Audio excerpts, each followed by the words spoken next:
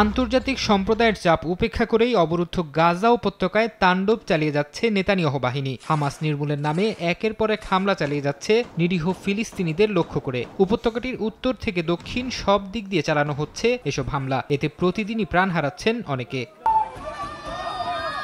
কাতার ভিত্তিক গণমাধ্যম Al Jazeera জানিয়েছে, গেল ২৪ ঘণ্টায় অবরুদ্ধ উপত্যকাটিতে ইসরায়েলি হামলায় প্রাণ হারিয়েছেন বহু ফিলিস্তিনি, তাদের মধ্যে বেশিরভাগই শিশু। ইসরায়েলের সামরিক বাহিনী এক বিবৃতিতে জানিয়েছে, গাজার উপকূলীয় এলাকাগুলোয় সামরিক তৎপরতা চালিয়ে যাচ্ছে তারা। আর রাফা ও মধ্য গাজায় হামলা চালিয়ে হামাসের কয়েকজন সদস্যকে হত্যাও করা হয়েছে। উপত্যকাটির বিভিন্ন লক্ষ্য বস্তুতে ইসরায়েলি নৌবাহিনী হামলা চালিয়েছে বলেও উল্লেখ করা হয় বিবৃতিতে।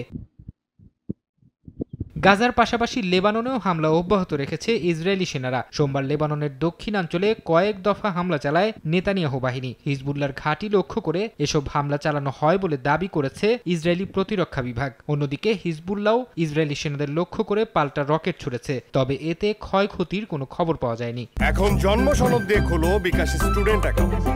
নিজের বিকাশ নিজে কর।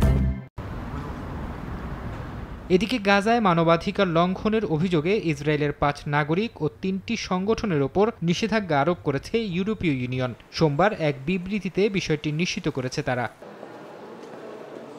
ফরহাদ চৌধুরী, সময় সংবাদ।